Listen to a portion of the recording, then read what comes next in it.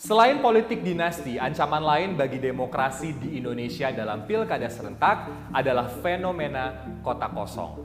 Jika ini terus terjadi, bisa menciderai cita-cita demokrasi. Fenomena kota kosong adalah kondisi di mana sebuah daerah hanya memiliki satu pasangan calon atau paslon tunggal dalam pemilihan kepala daerahnya. Pada kondisi ini, warga harus memilih apakah mendukung sang paslon tunggal atau mencoblos kolom kosong di kertas suara. Nah, fenomena ini tidak menyalahi peraturan, baik itu undang-undang maupun peraturan KPU. Awalnya muncul pada tahun 2015 di mana adanya calon tunggal dalam pemilihan kepala daerah. Artinya, fenomena ini telah berjalan lama di Indonesia. Tahun 2015, ada 3 daerah yang melaksanakan pilkada dengan paslon tunggal. Pada saat itu, KPU seperti kewalahan karena tidak memiliki pengalaman pada kasus serupa. Pada tahun 2017, dari 101 pilkada di seluruh Indonesia, ada 9 daerah yang menggelar pilkada dengan paslon tunggal. Tahun 2018, angka paslon tunggal melonjak.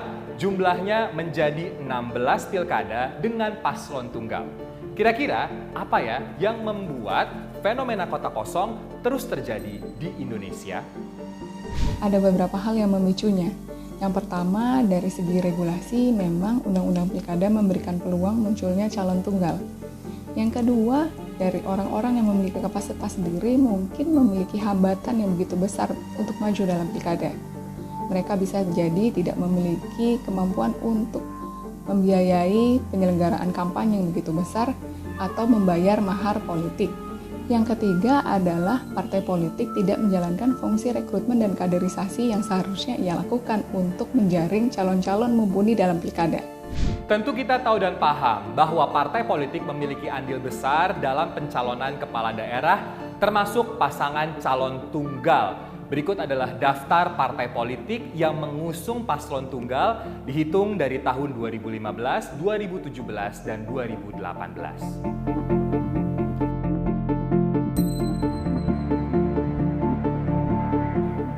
Nah, kalau diperhatiin, paslon tunggal muncul karena adanya koalisi gemuk dari para partai politik. Ya ujung-ujungnya, satu calon diusung oleh semua partai di daerah tersebut. Lalu apakah paslon tunggal langsung menang dari kota kosong? Well, mayoritas iya. Tapi ada satu kasus menarik yang terjadi pada Pilwalkot Makassar 2018. Rekapitulasi KPU Kota Makassar menunjukkan hasil yang diraih oleh pasangan Munafri Arifuddin dan Andi Rahmatika Dewi sebesar 264.000 lebih. Sedangkan kota kosong mendapatkan 300.000 suara lebih. Artinya paslon tunggal kalah pertama kali dalam sejarah.